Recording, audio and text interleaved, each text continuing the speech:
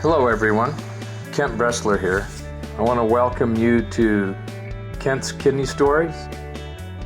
During our time together over these podcasts, I'd like to discuss kidney disease. I'd like to tell you about my journey as a transplant patient, but also talk about dialysis, kidney donation, and just about anything else that might be of interest. Kent's Kidney Stories, a podcast endorsed and sponsored by kidneysolutions.org.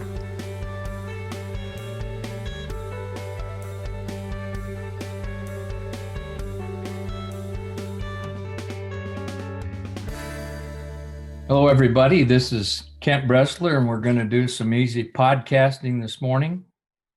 Kent's Kidney Stories, and I've got a nice agenda this morning, so I want to start out quickly and move to the program. Let's pray. Lord, thank you for your greatness.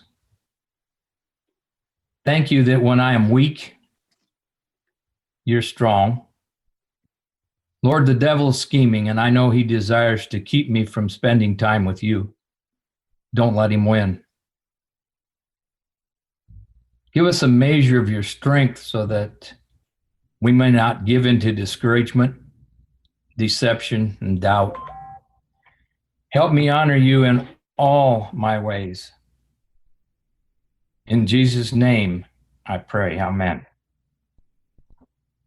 Well, good morning. Had to turn the phone off right away because it's blowing up. So remember, this is the podcast this morning. And so if you hear my wife come in and yell at me to do something, that's okay. And if anybody comes in the background, we're just going to move on. I wanted to give you a couple tips this morning, a heads up. Kidney Solutions has two support groups. And they've been they've been growing here in the last month and a half since COVID has really ground up. We do Zoom conferences. And I'd like to invite you, if you're out there and listening and you have had any type of transplant, kidney, heart, lung, and you feel like you would like to be part of a transplant support group, email me. Kent.Bressler@kidneysolutions.org, and I'll send you an invitation to Zoom. We have a meeting also, that's usually on Thursday nights from 6 o'clock on. Then on Monday night, we have an all kidney transplant program support group. That's for those who are seeking a kidney transplant and or who have had a transplant. So do the same. Kent.Bressler@kidneysolutions.org. Don't forget, that's org, not com. Okay, just email me, and I will send you a link when we have the program if you're interested. All right. So if you are online at any time and you're on YouTube or you're crashing through the internet, at some point in time, you're going to run into a fellow by the name of Steve Belcher. He's an RN, and he has his master's and has quite a story, but he's been a long time dialysis nurse, and he's got a fantastic story. And I have been on his program with James Myers, my good friend James Myers. And so today I asked him to come on because I want to talk to him specifically, not so much about what he's doing, about what he's going to be doing and where he's headed, because this guy's got a good life's mission, and I want him on my show so that we can talk to him. Good morning, Steve. Good morning, Ken. How are you doing? I'm doing well. Great, so, great. I'm really interested when I first started watching your show. It interested me because it's like a difference between where you're living and where I'm living.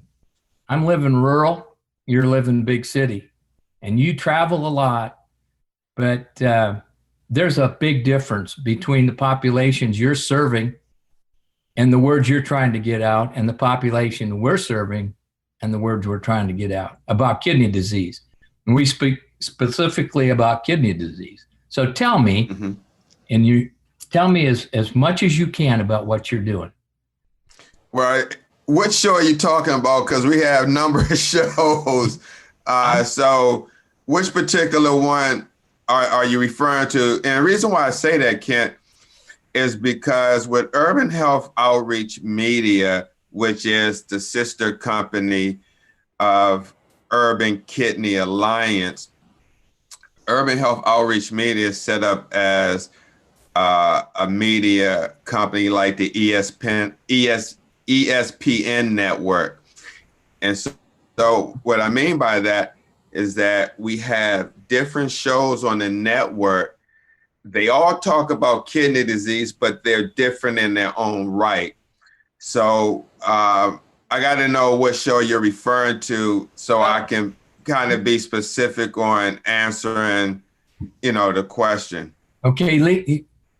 Most of the time we see, on Friday nights, we see James Myers, we see Lisa Baxter. So all of those folks have had some dealings with kidney disease in itself, either being on dialysis, searching for a transplant, or who have been transplanted.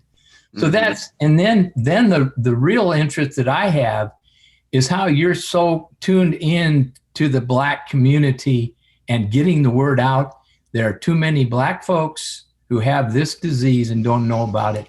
And how that's the focus I would like to you trained into, because there's millions of people who don't even know they have it. Black, white, green, or red. But in the Black community, I'm interested in it because I have several patients in the Houston area. Okay. And so. Well, let me start off by saying this, Kent. You mentioned James Myers' kidney story and Lisa Baxter, her show, the Lisa Baxter Show. Those are two of several hosts that has shows on our network. We have Audrey Bella Langston. She's the host of Sisters Against Kidney Disease that airs every other Monday night. And she's a transplant warrior. Then we have a new addition, Renaldo Alexandra, host of host of Fulfilling Your Purpose. Oh, I'm sorry, it could be host of Fulfilling Your Will to Survive. There we go. Okay. And he is a 5-year transplant warrior. And then we have Warrior's Quest on Wednesdays, which hosts Jared Brown. He doesn't have kidney disease.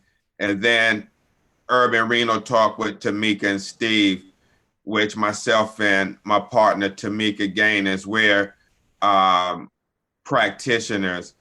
And so how it came about me focusing on the Black community is I was a dialysis nurse for 34 years. I was a tech for 10 years and a charge nurse for 24 years. And like any nurse that works in dialysis, I would go to different units because it was more money. If I was looking for more hours, I knew I can get it because other places needed nurses. Yeah. And so, all throughout my years of working in dialysis, I never thought about Blacks being on dialysis. I went in, did my job, and left out of there.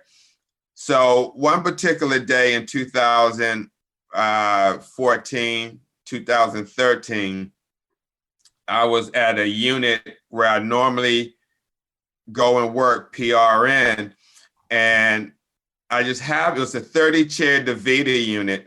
So I just happened to be standing in the middle of the floor doing my assessment like I normally do, looking around, making sure just things are going okay.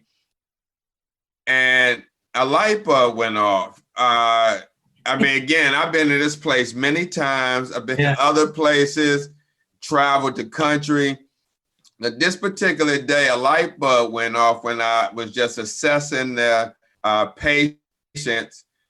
The way that the 30 chairs are spread out is almost like a circle, but it's not really a circle. But if you did a 360 turn around, you can see all the patients. So when I did that, it was a white nurse working opposite of me. She stood out, and then I looked again, and then all the patients in the chair were black. All the staff was black.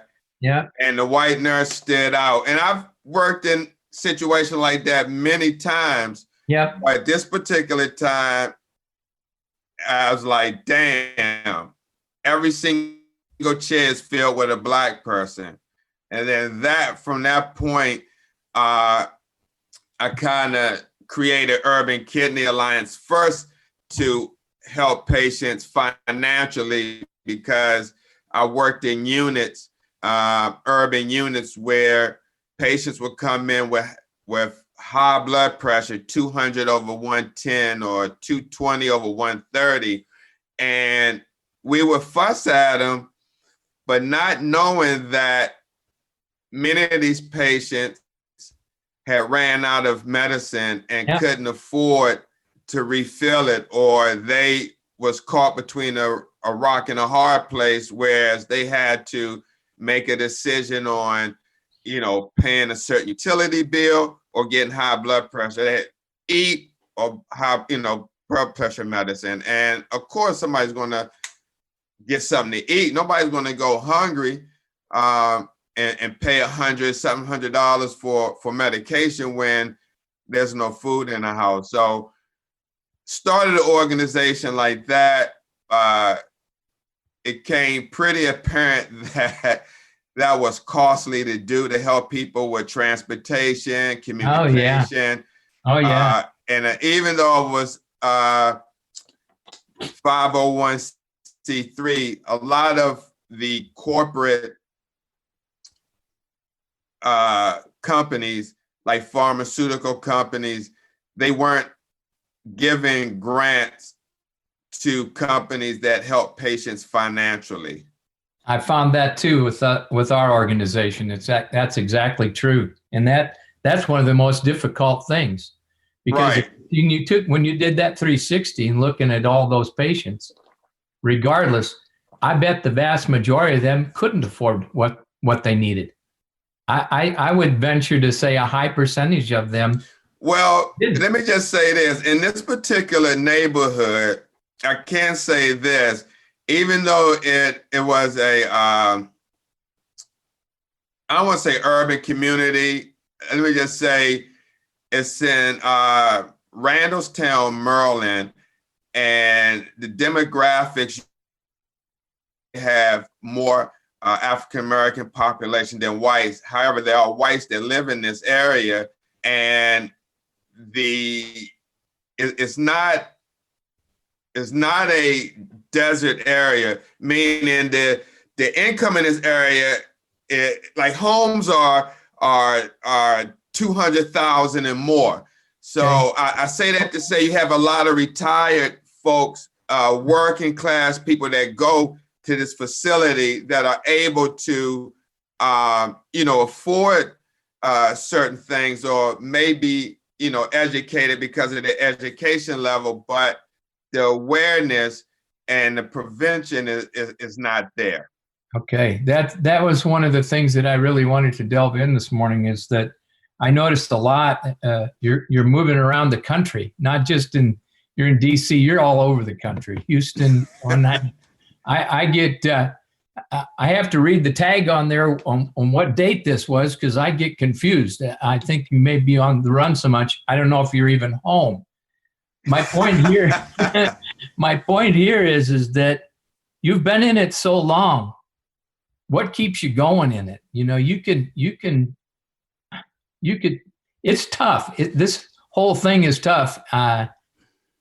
What is the most important thing to you right now? What's your mission in life? Where do you really want to go? To educate 3 million people. And have have an inkling after living with this disease that I have for almost, well, it's going on 50 years now, and see virtually nothing in the way of a good attack on the disease process itself, research-wise. And as it's progressed over the years, the treatment for the condition has not changed. 50 years, and that's the same way too that I think dialysis has gone. Very little change. It's status quo. And so somewhere the tide has got to turn back towards let's take the money out of it and get back to the people. Let's get back to the person who's sick. I don't like having kidney disease. I have to be right honest with you. I don't like living with the fact that my kidney could be attacked at any moment. I could lose it and live with that. But the point is, there are so many people out there that don't understand how sick people with kidney disease actually are. And that in itself is monumental to me. How in the world you can look so good and be so sick. And that's really at the basis for what kidney disease is all about. And then to put $19 per person per year into research makes no sense. How much time is spent by the dialysis companies? Okay, when you're talking about working in there, how much time is actually spent getting out into the community? The company, DaVita or whatever, how much time and resources have you researched that go back into the community in education? Well, I work going. with DaVita up until 2018. But let me say this: they do have a class called Kidney Smart. Okay. All right. Now, that class, when I was last working with DaVita, it's not like that class is broadcasted to the community. It's not. You will have to search to see, to find that. And those classes were the ones in Baltimore. A lot of them were at 6 or 7 in the evening. Now, if someone's working every day, who's going to come home from maybe a 10, 12-hour day and go to a Kidney Smart class? I mean, I wouldn't. I'm just being for real. I mean, not unless, it was at a point where I knew about my disease. But the point is, a lot of people don't know that they even have kidney disease to begin with. That's what I'm talking about. Not a matter of educating them about kidney disease, about getting out in the community and finding them before they get to dialysis. Yeah, so it's no one in the community from those companies. They're not paying anybody to go out and educate, put out leaflets or anything like that. And so that's my my biggest complaint, with these companies, and that's where the petition came about. Because if you can set up in these communities, have 5, 6, 7, 8 clinics within a 3-mile radius, and not put any type of education or awareness about the same disease that's plaguing that community, you're just there to treat it. But who's going to put the education out there? And I feel like these companies have a corporate moral obligation to the community. Certainly To do that. Don't profit off the same people who are unaware of their condition. But don't the ones do that. the ones they're servicing, the ones they're providing a service to, are not the ones that you really get concerned about. They've already captured them. right? They're Mm-hmm. a captured audience. I'm not talking about taking a bankroll or a certain amount of money and putting it back into prevention and early diagnosis and trying to keep people off of dialysis. Where's Sure. the emphasis Sure. there? And that's not a driving emphasis because that's not where they make their money. They don't. Exactly. They will lose money doing that. Well, but then again, if you can run yourself out of business, what better way to do it than with the disease process, That's right? true. That's I mean, true. if you're rooting for somebody to get sicker so you can put them on dialysis, man, you're in the wrong stadium. You need to be back. You need to be back looking at how can I take the 17, 18-year-olds, even the kids down fifth and sixth grades. How can you get into the schools? How can you get into the arena of telling people before it happens, letting them Yes. know? And again, I was doing that before the corona. Not Yeah. sure how that's going to look like moving forward. I don't know how it is either. I don't know. Hopefully with our shows, especially with the different shows that we do on kidney disease, like I said in the beginning, each have their own different style and approach. That's good. Yes. That's good. I mean, you can't go with driving in the same lane without at least switching and trying making it for everybody. Not everybody likes the same thing. Exactly. You can't get somebody to quote smoke the same cigarette if they don't like it, right? You can't get them to eat the same meal, right? It's people Right. are different, Right. and you're. Right. I want to go back and tell you when you talk about getting to people, getting the word out. Your job is not to go by, in my opinion, by the numbers.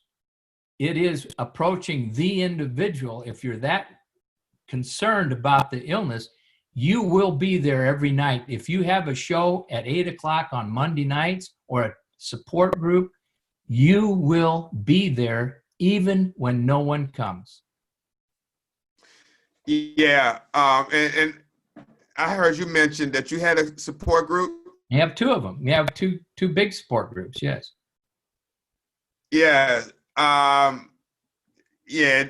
Now I tried to do that as well here in Maryland when I first started. Had the location and everything set up, and again that was unsuccessful. That was in the evening because a lot of times people work. Sure. So, sure. And then I tried to do that virtual as well on Facebook, which was a private group, and I would do basically what we're doing right now, but Sure. It wasn't a Zoom type format where everybody would have that option of like speaking or chiming in. It was more or less me and another person on the screen talking about a subject, and the people commenting in the section. So that wasn't so successful as well because I didn't get a lot of people to come on there. So I say that to say I had to stay in my lane of what I know best. That's right. And that's the shows. Yeah, well, they're very successful. I really do enjoy them. And I think that's the niche. That's that's the lane you're in. Stay in it. That's great. But in my area, just working with the patients that I've worked with to find donors, I've right now probably I think I've found in the last 2 years we've gotten to 11 people that never got on dialysis. We actually got referrals from physicians or people found us, and we kept them off dialysis. We got them transplanted before they went on dialysis. Oh, that's awesome. And that's our focus with Kidney Solutions is preemptive transplant. I don't want to take this away from you. But I will tell you that there are several strands in this rope that we're working this kidney disease, and you can get into each one of them and be very happy with just doing something right there. I'm happy doing what I'm doing. My support groups are, I call them mine. I'm trying to turn them over to the people. I'm trying to get the people that I don't want to lead them. I want to make sure that what happens is that the individual who just had his transplant gets a place to come, and the one who's had it for 20 years can impart knowledge to them. And the virtual way is a great way because some people, it's a transportation thing. This actually works very well on video. I was pleasantly surprised. And now what we're doing is triggering it, trying to get it out. If people want to call from Maryland and want to join a support group, we'll bring them in. We've got people from, like I said, we got a fellow from Ireland that just joined. So there you go. Yeah. And, I may be honest with you, I may revisit that in the future. We never know where God may lead me. Well, let me invite you to one. Let me invite you to both of them. And I'll email you. I just send a Zoom like we did this morning. You come on at 6. It would be 7:00 your time on either Monday night or Thursday night. Okay. And you just come in and I'll introduce you as a vacuum cleaner salesman from Maryland or whatever, however you want to be introduced. But it's more free flowing. These things it's a support group. It's not an educational seminar where you bring people. We will bring people in if that's what the group wants. But if they just want to talk or sit around and talk, that's fine. That's good. But we'll have doctors in on occasion. But in general, it's more get together and say, hey, last week was pretty rough on me. I don't know right. I didn't have a good week. And a lot of it stems from just generally everybody thinks you get a transplant, everything's cool. It's not. It can be very it's kind of ironic that you just said that because I'm looking to do a show on transplant complications. I did that once before and I wanted to do it again. I just got to find this show. I want to have a transplant surgeon or doctor on the show to kind of discuss some of these complications that may occur. Yeah, a transplant nephrologist who has to deal with them. Once the surgery's done, most of the time they have a hospitalist or somebody who's a trained nephrologist in transplant that handles the patients post-operatively. So okay. I didn't know that. Yes, and they are not dime a dozen. They're but every program has one. I can name off several of them just now that are in a group that just work with. Oh, do you know any that may want to come on the show? Oh yeah. We can find you somebody. Yep. Oh man, I would appreciate that, man. Yeah, definitely. I would shoot personally. I would shoot for somebody, a nephrologist who works, who they call it. It's a transplant nephrologist, and that's all they deal with. They don't go to clinic and see general patients on dialysis and don't make dialysis right. They specifically go and work with transplant patients. All right, and I go to one. That would be great if you can link me up with one and I can set this show up because there's two sides of the coin and always just try to get both sides of the story for people to make a decision based on. Isn't that always what it's about though? Let somebody absolutely. But in dialysis, it doesn't always fall that way, man. And that's the point. That's the point. If you go to the doctor tomorrow, for some reason you realize now, and he tells you, you know what?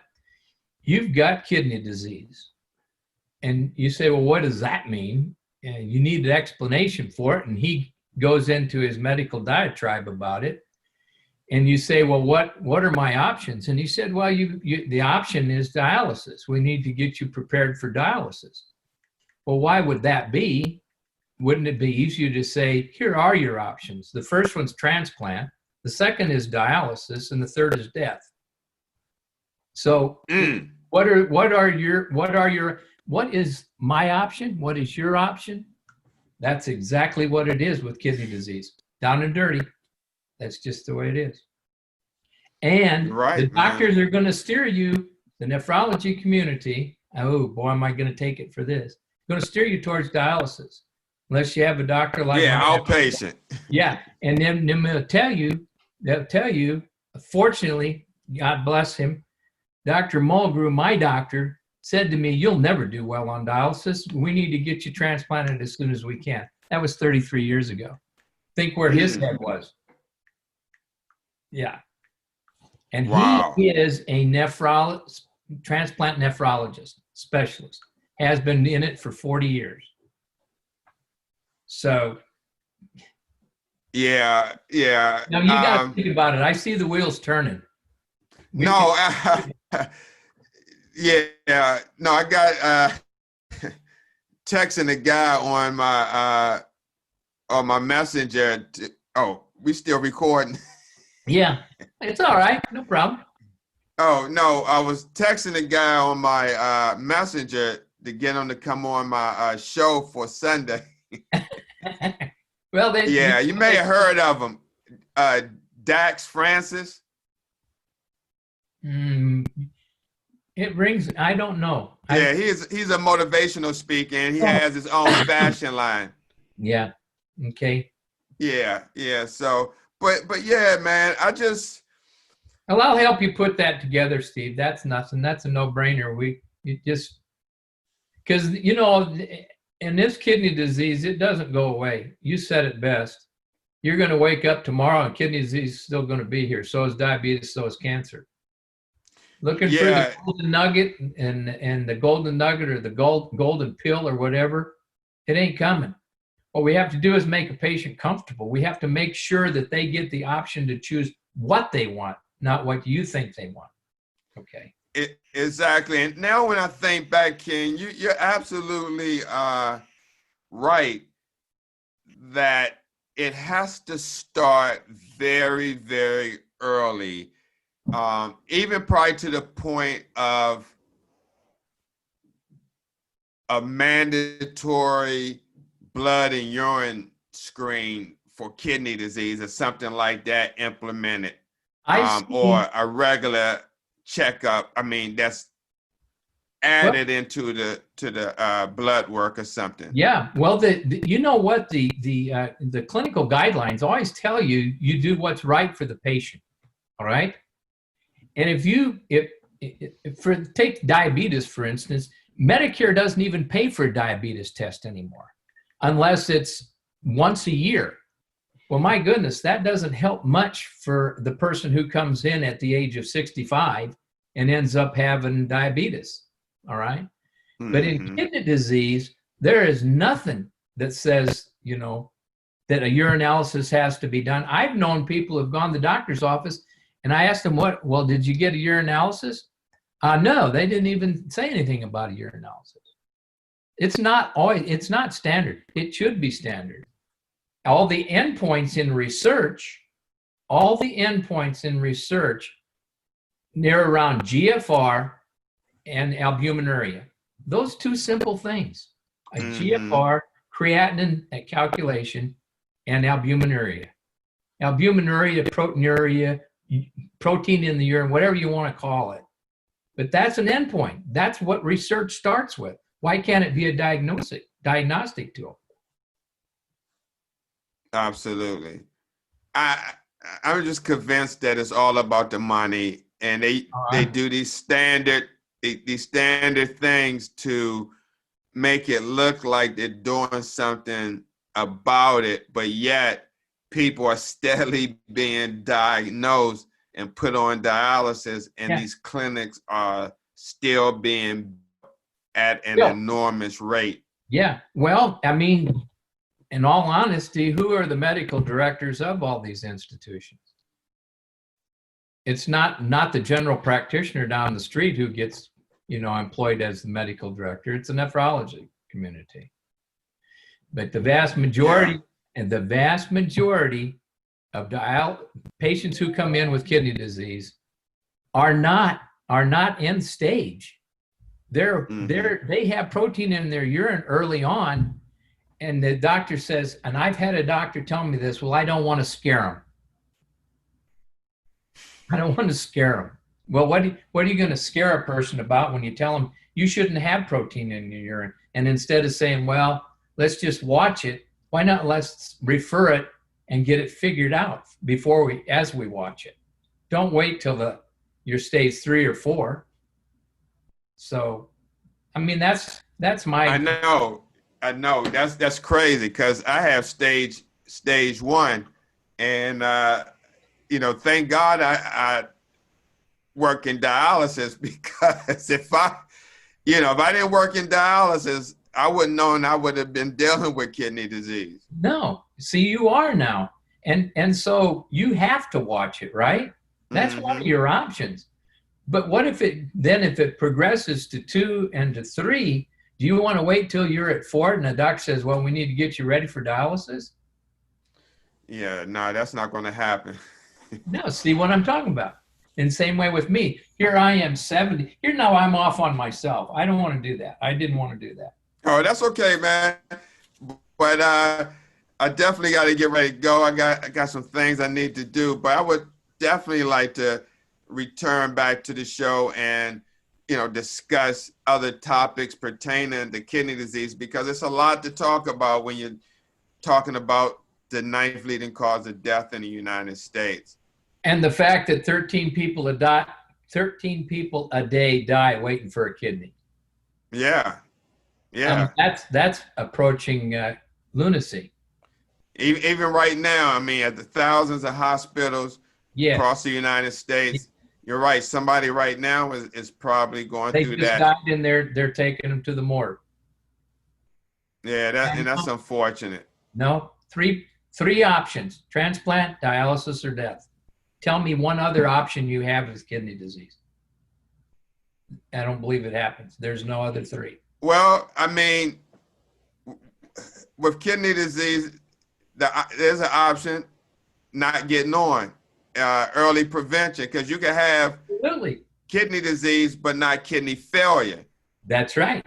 So you have the option to do a transplant, or you can go on dialysis if it progresses, or you can let it progress and you can die. I have friends who have done that at a later age that have said, listen, I'm not going on dialysis and I'm too old for a transplant.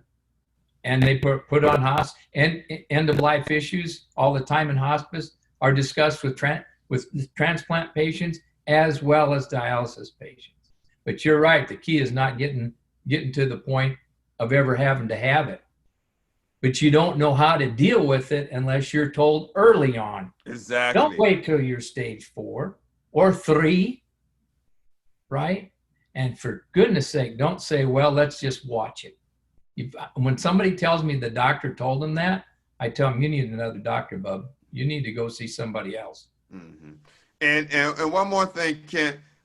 Sometimes that kidney disease could be caused from something else, because person could be in a hospital for maybe cardiac surgery and their kidney shut down, or maybe they were given an antibiotic like vancomycin and it shut their kidneys down.